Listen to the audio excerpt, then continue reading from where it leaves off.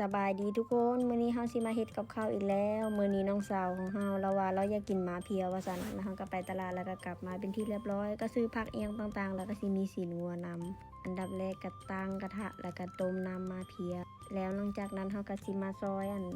สีนงัวหรือว่าเครื่องในงัวอีหยังต่างๆแหละซอยให้มันเป็นคำน้อยล่ะเนาะแม่นส่วนน้องสาวเฮาเราก็สิมาล้างผักแล้วก็เตรียมผักไว้ผักอีหยังล่ะมีต้นหอมบ่เจ้าซอยแล้วก็มีผักสะระแหน่แล้วเฮาก็เอาเครื่องในงัวไปลวกหลังจากลวกแล้วเฮาก็สิมาปรุงรสชาติแล้วได้บัดนี้ก็ใส่ปลาแดกใส่เกลือใส่แป้งนัวแล้วก็ใส่บักนาวแล้วก็คนๆแล้วก็ใส่เครื่องในงัวที่เฮาลวกไว้เมื่อกี้ขั้นตอนสุดท้ายใส่อีหยังล่ะใส่ผักบ่แม่นใส่ผักเนาะ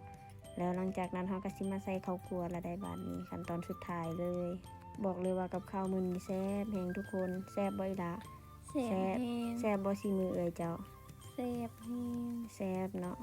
แล้วผักกับของเฮาก็มีหลายอย่างเนาะอีหล่ะเนาะจ้ะหน่อไม้แล้วก็มักแตงมักเขือแม่นแล้วหลังจากนั้นเฮาสิมาเฮ็ดหยังล่ะเรามากินข้าวเนาะมาเด้อทุกคนกินข้าวนำกันเด้อ